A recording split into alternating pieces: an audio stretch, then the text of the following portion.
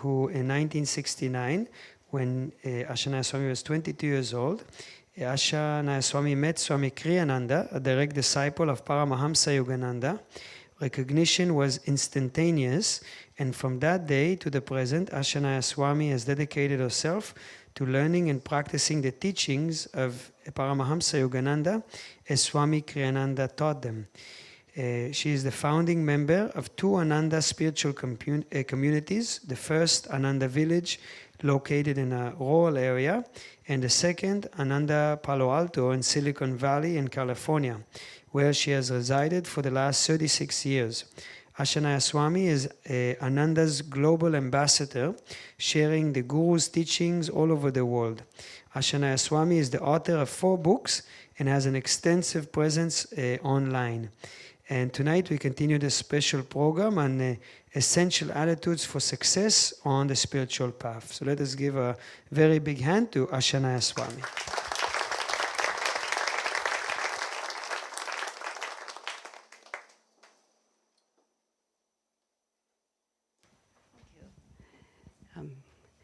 It's a joy to see you all again. We have a very, I hope, interesting topic for you. But before I begin to speak, why don't we just start with music?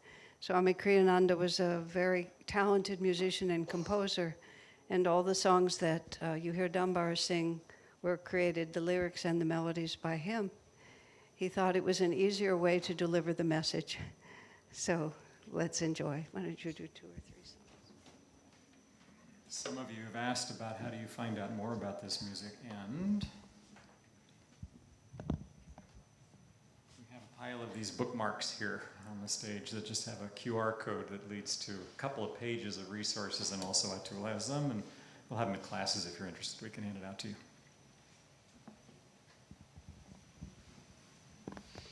Okay. At this morning's class, we learned that you're able to sing along. So we'll continue that with this particular song called The Secret of Laughter. And your job is to sing along with me on the chorus. Luralurulero, luralurulai, luralurulero, luralurulai. Joy will come to anyone whose heart has learned to fly.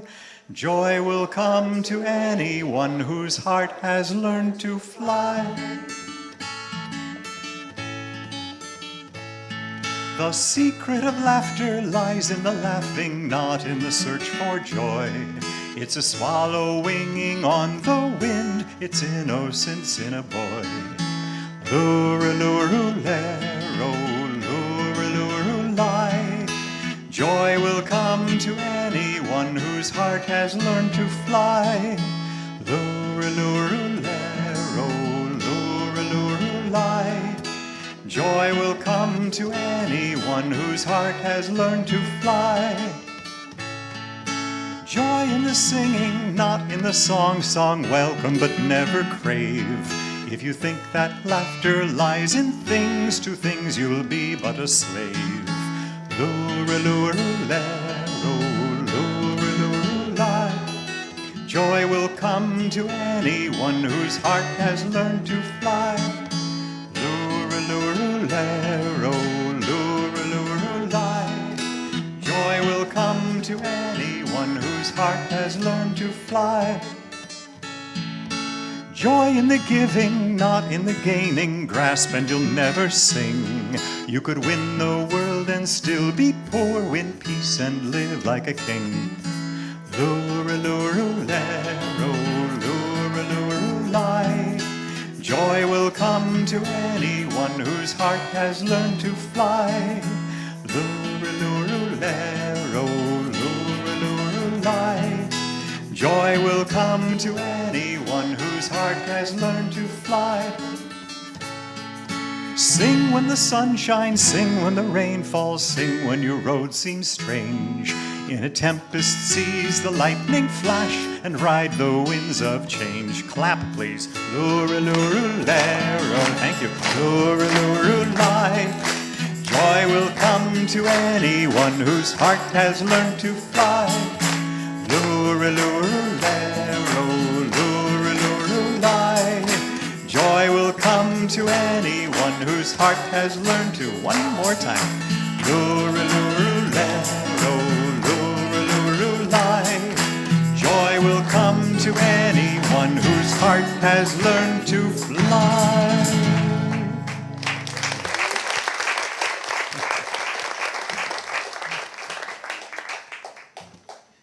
Okay, now that you're warmed up,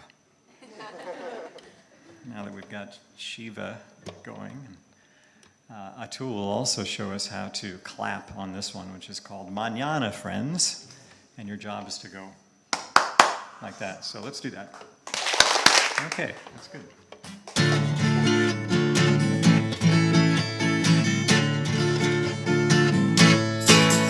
Manana, friends, the world will still be there. A world of suffering, a world of care. Today we'll dance and tell the universe there's love and song for everyone. Fling joy like roses on the laughing wind. Send melodies upon the air. Tell everyone that joy is theirs alone, who smile at life and call it fair. Fling joy like roses on the laughing wind. Send melodies upon the air. Tell everyone that joy is theirs alone, who smile at life and call it fair. Fling joy like roses on the laughing wind. Send melodies upon the air. Tell everyone that joy is theirs alone, who smile at life and call it fair. Tell everyone that joy is theirs alone, who smile at life and call it fair. Okay.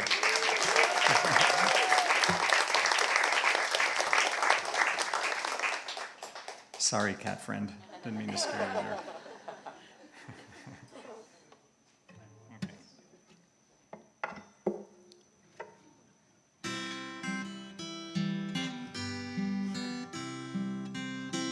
Tune this because we need it after that last one.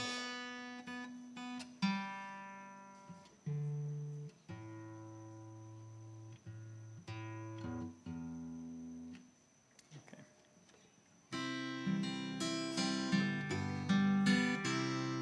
Lightly I fly when I live in laughter. Lightly I fly when my heart sings. Lightly I fly when I live in laughter.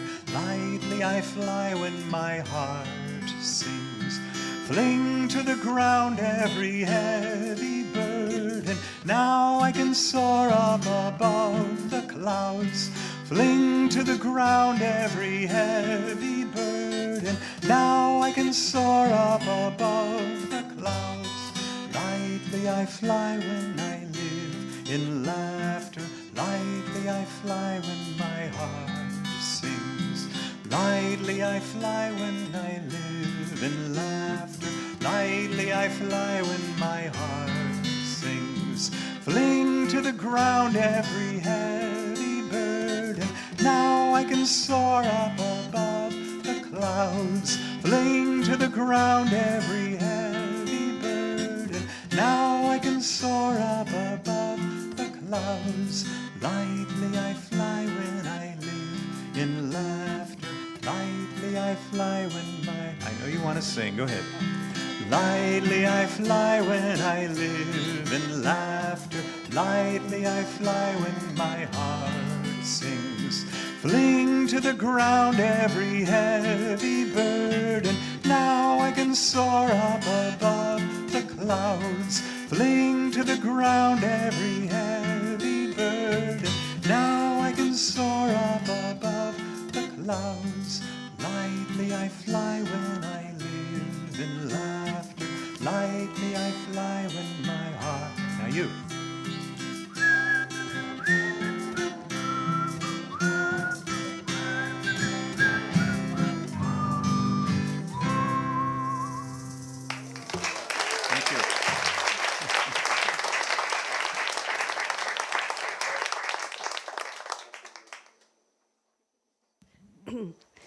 I've mentioned to you here last night and this earlier. I was a founding member of Ananda village more than 50 years ago, which is our main ashram in the United States. It's a community. It's set up more differently than this, but it's the same essential purpose. We come together because we're interested in divine realization, and it's much easier to do if we support each other. I use the royal we. I'll speak about Ananda all over the world as if I was there all the time, but that's how I feel about it. But we bought property. Swami Kriyananda bought it himself originally, and there was almost no buildings on it. And we didn't really have the capacity to hire anyone, and also we were there to do it with our own hands.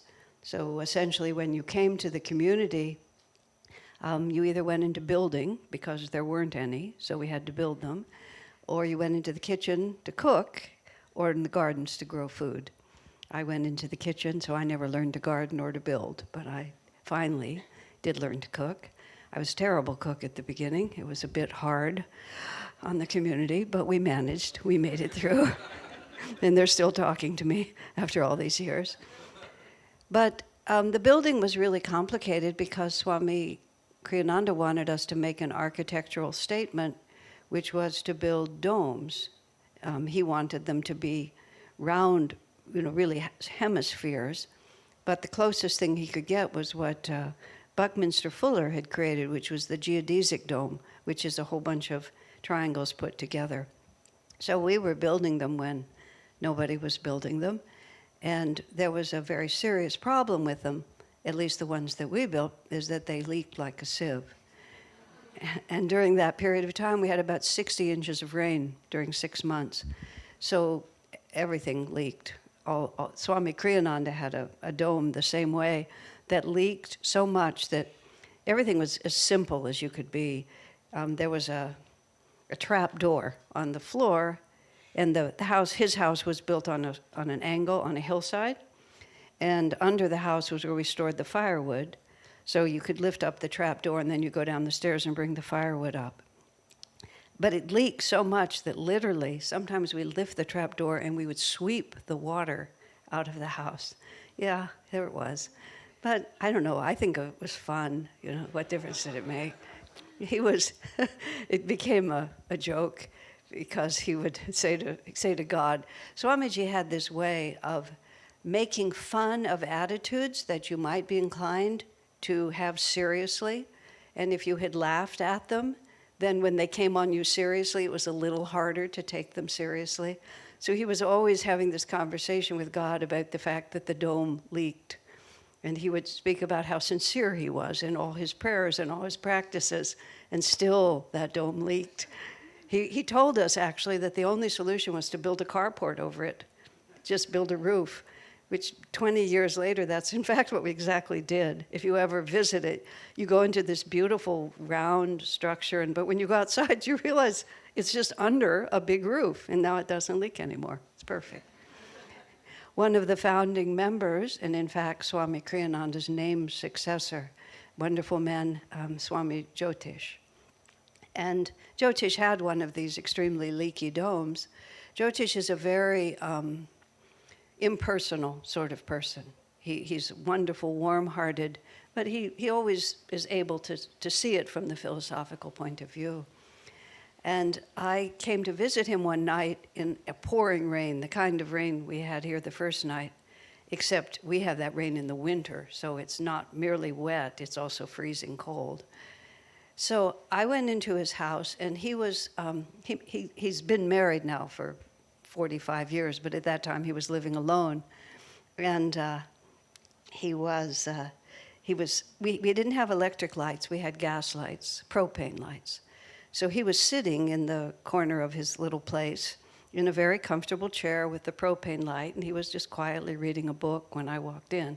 He was quietly reading. It was pouring torrential rain coming down, and what Jyotish had arranged is somehow he'd found a funnel. I didn't know they made such things, a funnel that was like about, a meter across, like that. And there was a main place where the water would come down, and so he'd put this funnel up, and then he'd put this long tube, and he sort of ran it around like this, and then it ran into the sink. The sink just drained out, just right out of the house, but at least all the water was there, and he was warm and dry. He was just quietly reading his book. And I come in, and there's like the Ganges is running through his house like this. And I said, Jyotish, how can you stand this? I mean, it was just so crazy. He just looked up and he said, you can take, if something is permanent, it's difficult to deal with. But if it's temporary, you can just live with it. And he said, and when I think about it, everything is temporary. Just like that, everything is temporary. Now, just to finish, in 1976, our community caught fire. California wildfires, which were less common then, but nonetheless they were a part of things. And there'd been 7 years of drought, and our community was, it started on the other side of the hill with the wind behind it on a June afternoon. It was 100 degrees, the wind's behind it, it's going uphill on all this dry grass, and we were sunk. We were real prepared, super prepared for wildfires. We had these little cotton jackets with long sleeves and sort of an oriental collar. This was just at the time that the Vietnam War was happening. And all of us all dressed in these little oriental-looking pajamas in all the smoke of the fire. We really weren't sure what world we were in. And we had our little tools. So the fire started, and we all went up to the hill, and we got up there, and we were scratching the fire line like this. And there was sort of a road up there. The fire came to there. The fire looked at us in our little costumes. We were so sincere, holding our little tools. And it just went over our heads and started burning behind us. I mean, we were brave, but we were not stupid. So we just ran just to get out of there. It goes over to where our houses were. We didn't have any brush clearing or anything sensible at that point. I learned about something about fire, which is called tree topping. The fire hit the base of the tree, went up to the top, and then started going across. And at that time, we didn't have a lot of houses, but all 21 of them burned, nothing, ashes. And the one that was missed, a giant oak fell on it about 3 weeks later. It was like Divine Mother said, oops, left one, like that. So by that time, Jyotish was married, and they had a son. Their son was 11 days old. And his wife had gone into the nearby town to go to the well baby clinic when the community caught fire. And his house was right in the middle of all of that. So we all started running over to the houses to pull out what we could. I mean, this was all it was very interesting. Let's just put it that way.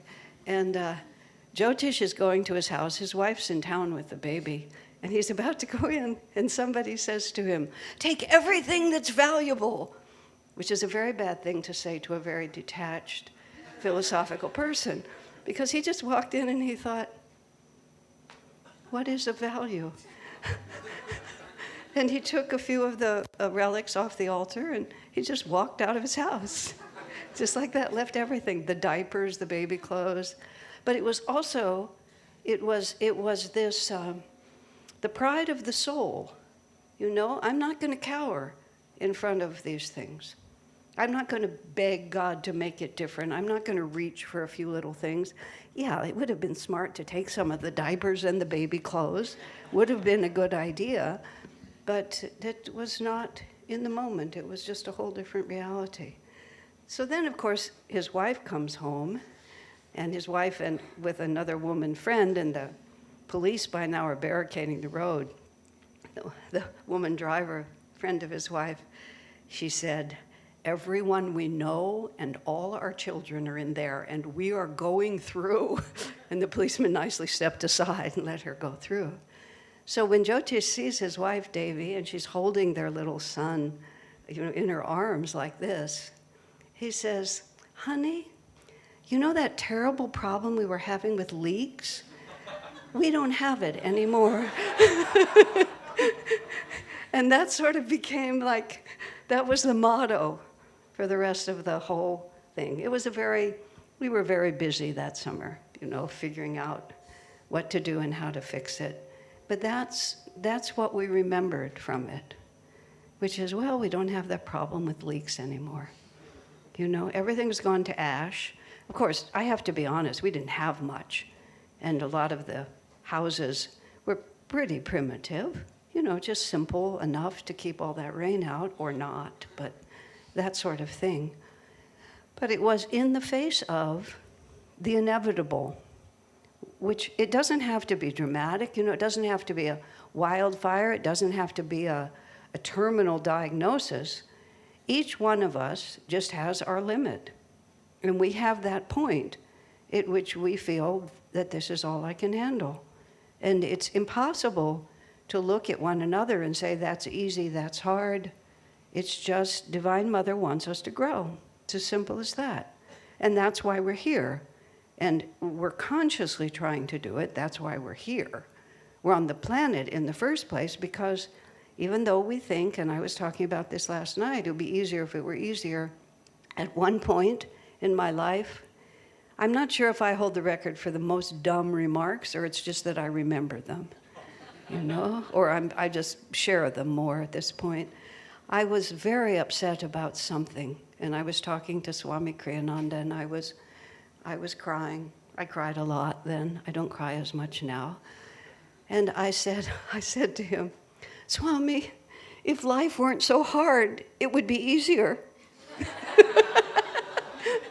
And he just looked at me. I mean, the word expressionless, there was just like absolutely nothing on his face. And my words just kind of sat in front of us and just echoed like this, until the sheer stupidity of it just overwhelmed me. And fortunately, at that moment, the phone rang, and he answered the phone, and I left the room. But that's how you feel sometimes, isn't it? If it weren't so hard, it would be easier. Yeah, like where does that come from? And where is that going to take us? Where is that ever going to take us? And it's always just one thing after another. My first, and one of my few, I have to honestly say, I heard the voice of God was when I was very first learning about Vedanta. And that was 3 years before I met Swami Kriyananda. I was given books by Ramakrishna and Swami Vivekananda, wonderful books. I just opened Vivekananda's book and that was it. I was not quite 19 and it was like, this is what I've been looking for. And then Swami came into my life and told me what to do about it. But in that, somewhere in that, I'm beginning to get the flow of what it is to be a devotee. And for some reason, in myself, and I've seen this in others, when we first start learning these teachings, we think the chief selling point is that we get to renounce all our desires. I mean, we start telling other people that, at least I did. Maybe this is another of my dumb remarks. I had a relative, and I was trying to tell her all these wonderful things I was learning.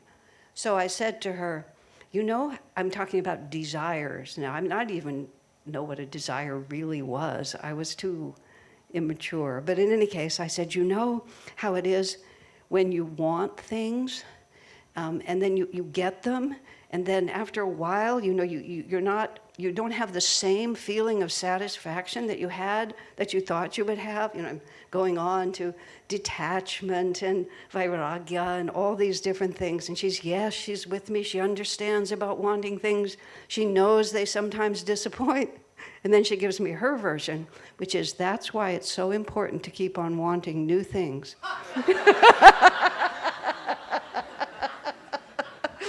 Well, I thought I was about to have my first convert, but no way on that one.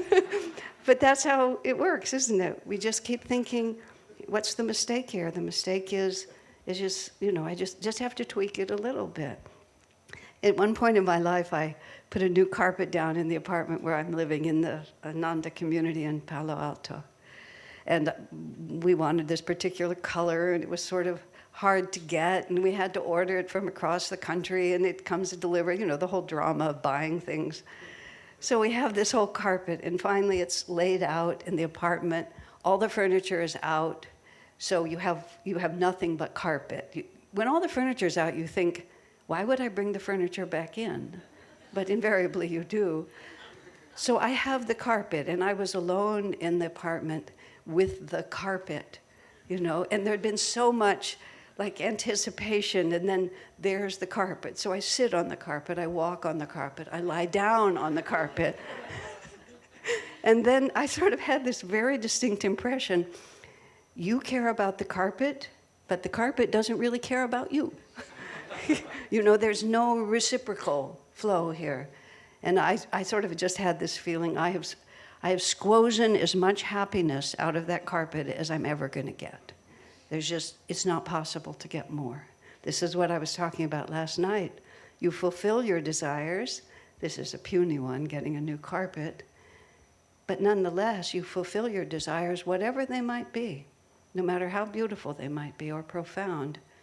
Nothing but God will really satisfy us, So what we're talking about, this evening is we're talking about to be even-minded. This is a very solid principle of yoga, which is to not allow yourself to get tossed back and forth by now I want it, now I have it, now I don't have it, now I want it, now I don't want it. However, you can follow it all along. To let ourselves get constantly tossed around.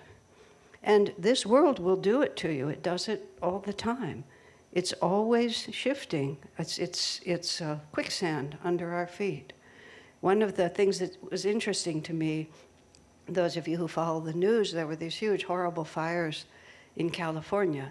California gets to be the testing ground for all new thoughts like climate change. We're always way ahead of the rest of the world, so we're showing climate change now. It was in a part of the state hundreds of miles from where I live, but it was really something. But what's so interesting, it was very, very established, wealthy communities that burned. And I was thinking, why? Those are the people who feel that they've mastered this world. They figured out the game of this planet. And they have fame, and they have money, and they've established themselves, and they've sunk roots. And because I went through that fire, fire just laughs at you. Fire is so powerful, it just doesn't have the slightest regard for who you are. In our community, we have a ritual that we do on Sundays, and Sunday morning satsang. And one of the parts of it is you have this, what we call the noble taper of inner communion with the Lord. It's a poetic ritual. And we hold it up in front of the congregation like this, and we say, gaze upon this light, which is the flame at the top of the candle, gaze upon this light as a symbol of God's love. Well, I've been in a position where I've stood on the dais like this for more than 30, 40 years. And during much of that time, we've had this ritual, and I've hundreds of times held that candle up and said, gaze upon this light as a symbol of God's love. Our temple is quite spacious with a very high ceiling. It used to be a Catholic church. Now it's not. Now it's ours. But you're looking at a candle flame that's this big in this, big temple, probably a little smaller than this, but not much. But that candle flame, that could reduce that whole building to nothing, because that's how it starts, isn't it? If it just was put in the wrong place, and it would just laugh at us as it just moves through. And I've watched it do that. Just to go back to that fire. At that time, I was in charge of our publications business. I did a terrible job of it. Swami never gave me a job like that again. But anyway, I was in charge of it. And it was also our outreach department and our communications department. And in those days, the mailing list was on metal plates, small metal plates. Some of you probably have no idea what I'm talking about, but a few of you do. And you had this machine, and that's how you worked it. The publications building was at the top of the hill, and when we saw that the fire was coming everywhere, I was with my friend who also worked there. We ran up that hill to start taking things out of the building, because before computers, We had all the original recordings. We had all the original plates for the printing of the books. But I'm running up that hill and I'm saying to her, the first thing we have to get is those address names. And here's what was interesting, because I knew, this is in the middle of the fire. I knew, and I said it to her, because we're going to have to rebuild and we're going to need help like this. So the first thing we took was all those, even before we took the original anything else, we took all those addresses. Now, to say I was even-minded in that moment would be crazy. I mean, we were intense. We were determined. You know, we have got trucks up there and we filled them all. Interestingly, the fire went right to the edge of that building, but it didn't touch anything. We're running around in there just throwing things into the truck. Somebody goes over to pick up this copy machine. I said, leave it, it's rented. We had a press, like a 5,000-pound press. You know, I got a few people who tried to push on the press. I mean, what am I thinking? So it wasn't like I was even-minded. I wasn't uncheerful, but it certainly wasn't the time for telling jokes. I mean, it's rented was not a joke. It was, they'll pay for that one, we have to pay for these, let's get these out. But what I was, and this is what the important point is, I was committed. Sometimes we think that the way to have a yogic attitude is that we stand back from it a little bit. We protect ourselves from being too vulnerable. We think if I just put a little bit of a shield over this, you know, that's the way, and then I will look detached. I will look like a yogi. But it's not really because I'm fearless. It's because I'm protected. So what are we protecting ourselves against? What are we sealing in? What are we sealing out? And at one point when something happened in my life and I really got my feelings hurt by someone I cared about, I thought, well, you know, the reason I got my feelings hurt is because I'm a little too open. And at that time, we had these wooden tables, and I can't remember what the stuff is called, but it's clear, and you paint it over wood, and then rosin, what did you call it? Okay, whatever it is. The point is, you paint it on something, it looks like it's not there, but it's covered over and it's protected, okay?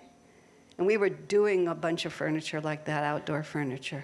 So I'm thinking to myself, oh, I know what the solution is. I'll just paint a little bit that on my heart, right? And then the next time I'm hurt, I'll put another layer, and then another and another and another and another. This is how most people deal with life. It's too much. This is why people get old. It's not because your body gets old. It's because you've had enough. You've just had enough. And that's why we have to keep reincarnating. Because what have we had enough of? You know, have we had enough of divine bliss? Have we had enough of infinite joy? Have we had enough of God's love? Not at all. But we've had enough of not having what we feel that we need.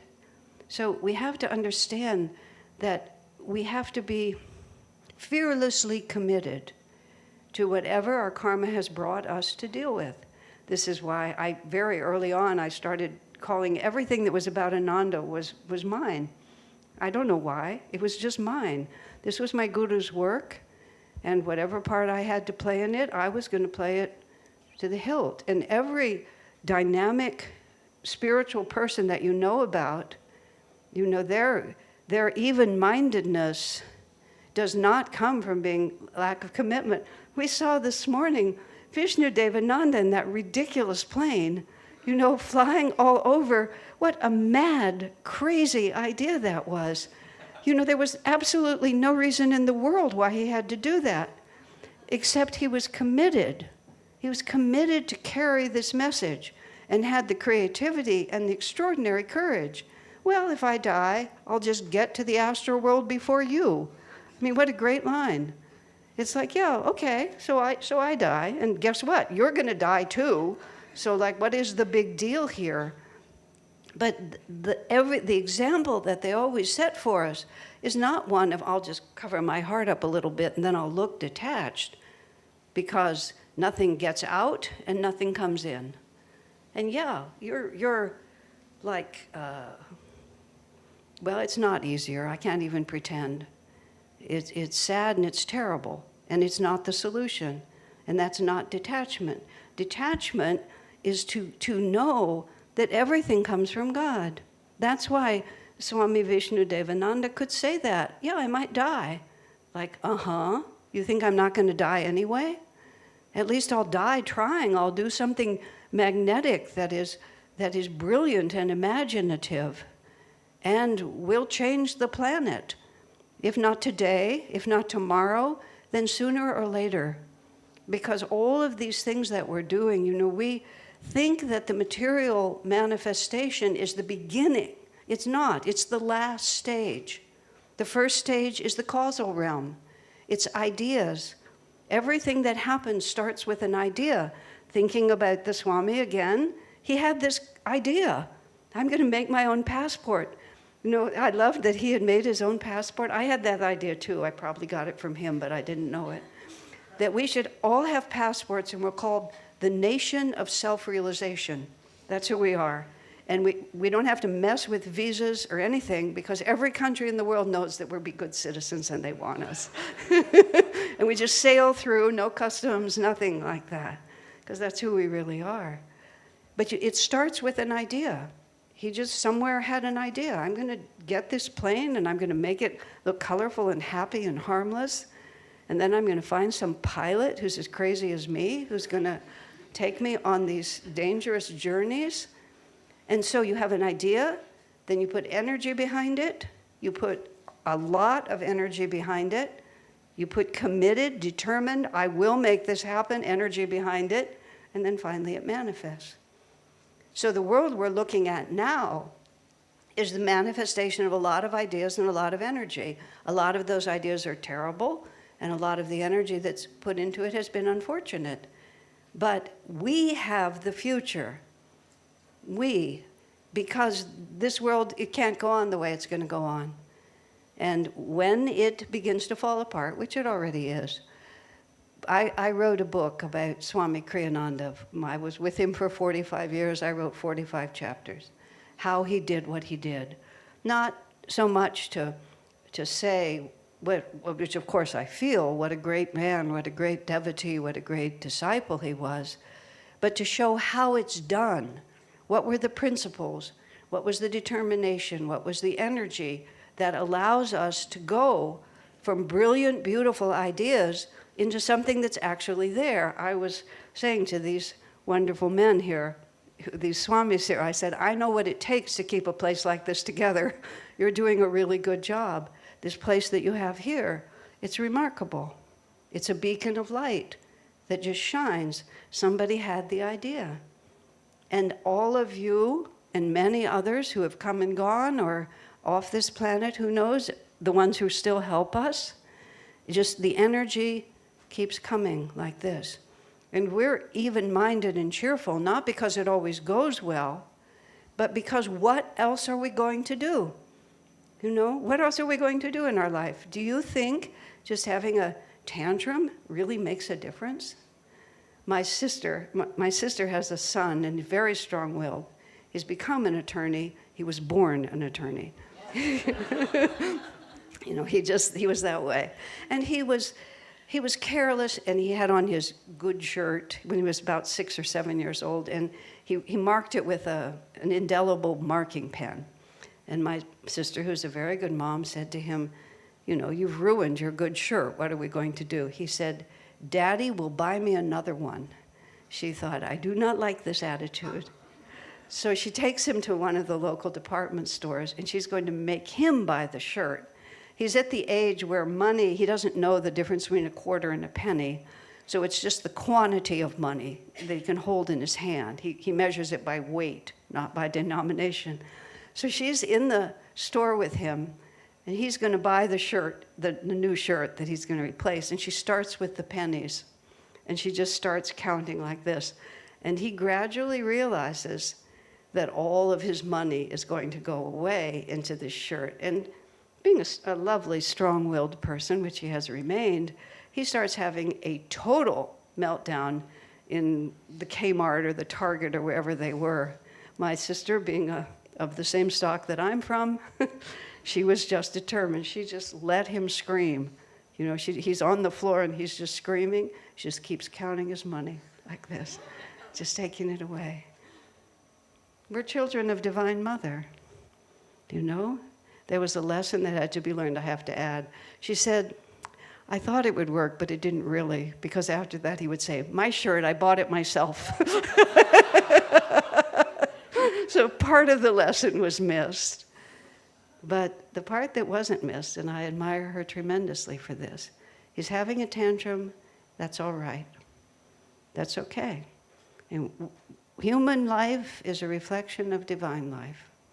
We have to stay even-minded and cheerful because Divine Mother is in charge. And cheerful isn't necessarily that we have a smile on our face, because there are lots of times when we can't. But the even-minded is the part, meaning, if this is what Divine Mother sends me, this is what I will accept. What would I want in my life? When Swami Kriyananda moved me first from Ananda village to Palo Alto, gave me the assignment to go live there. At that time, Ananda was essentially just one community. We had a few places, and Swami still lived at Ananda village, and I'm being exiled is the only way I can put it. You know, just like, first I'm sent out of the country into the city. I mean, there's 100 things I don't want to, it was so agonizing, you know. And for about 2 years, I just carried on like that. Then I had this, thank God, and I do thank God, I just had this thought. Asha, you could go back to where you used to be, but it's not God's will for you. So you would never be happy there. So that's what we have to ask ourselves. What are we committed to? Mother Teresa of Calcutta, who did all that work with the poorest of the poor, we went to India when she was still living, and I met her on several different occasions. She was a very impressive person, to put it mildly.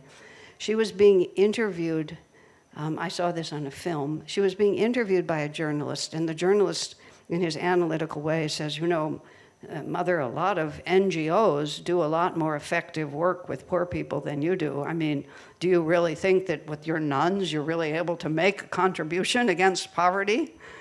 I mean, how do you feel about that, helping the poor? And Mother Teresa says, I'm not helping the poor. And the journalist looked so confused. She said, I'm doing what Jesus asked me to do. And she was completely committed to doing what Jesus asked her to do. But the poor, if Jesus had sent her to Beverly Hills or to Scarsdale, New York, she would have done the same work there, because that was her commitment. You see, and that's how you hold it in your heart. What am I really doing? What is the idea that I'm putting energy into, that I'm trying to manifest? To be in tune with what the divine is asking of me. And give that everything that you have. I said last night, you don't get out of karma by doing it badly. And it's not detached to wall yourself off. Detachment is to do what God wants me to do. And then if it goes well, that's wonderful. And if it goes badly, you keep trying to make it go better, because that's what a committed person do. That's what all of these saints and masters have shown us, how they behave. You just keep putting one foot in front of the other. My last thought here is from the Bible, from the New Testament. At the end of the life of Jesus, Jesus knew what was about to happen. He was going to be crucified. It was going to be tough. And he also knew that he wouldn't be in his body anymore, and therefore he wouldn't be able to hold people with his magnetism. When the master is there, many who are not that strong still, because of his presence, they can be held. But Jesus knew that he needed to leave a core that was strong behind him, because they would have so much to face, which of course they did. So he started just letting others go, not letting them go from his heart or from their discipleship, but just letting them move a little farther from the center so the core would hold. And so he started saying, eat my body and drink my blood, which is a little bit of an odd teaching, and there was no Catholic church to say, well, this is what it actually means. He was just in a satsang hall like this one, suddenly telling his disciples, if you're my disciples, you have to eat my body and drink my blood. And then the New Testament, which is very succinct, it says, the disciples said to one another, this is a hard teaching. You know, you can just see them. Imagine if I or someone got up here and told you to do something completely mad, you would kind of say to each other walking out, do you think he's crazy? Like, what is going on here? This is a hard teaching. And then it says, from that point, many walked with him no more. Okay, so it was having the effect. This is what masters often do at the end. Yogananda did it and others. Okay? So then, in the Bible, it tells us he turns to Peter. Now, you know, Peter's the great hero of Jesus' life from the Catholic point of view. Thou art Peter, and thou art the rock, and upon this rock I will build my church. And then retroactively, Peter becomes the first pope. Okay? So he's the hero. But Jesus says to him, will you also leave me? Now, there's no context in the Bible for that remark. But why would Jesus say that to him? You know, it wasn't just if Peter was rock solid, Jesus would never have asked him. And you know, later at the Last Supper, he tells Peter he's going to betray him 3 times before the sun comes up the next morning. You wonder, did all of Peter's friends leave? Did his family leave? Did Jesus know in his heart that he was waffling? You don't know. But then Peter answers back. He answers back in a way for all disciples for all time. He says, Lord, where would I go? He didn't say, oh, I understand exactly what you mean. It's symbolic for the Christ consciousness. Nothing. He said, where would I go? That's the power of it. And that's what keeps us from losing our center. That's what keeps us even-minded. That's what actually keeps us cheerful.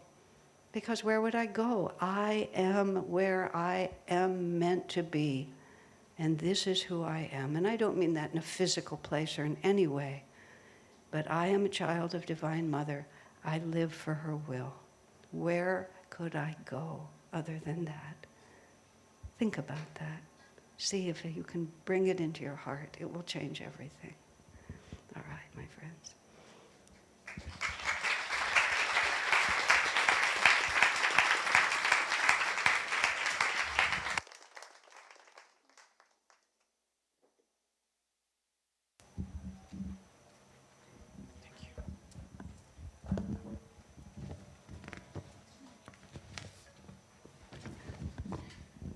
So I'd like to thank again very much Asha Nayaswami for this very beautiful teaching. Let's give her another very big hand.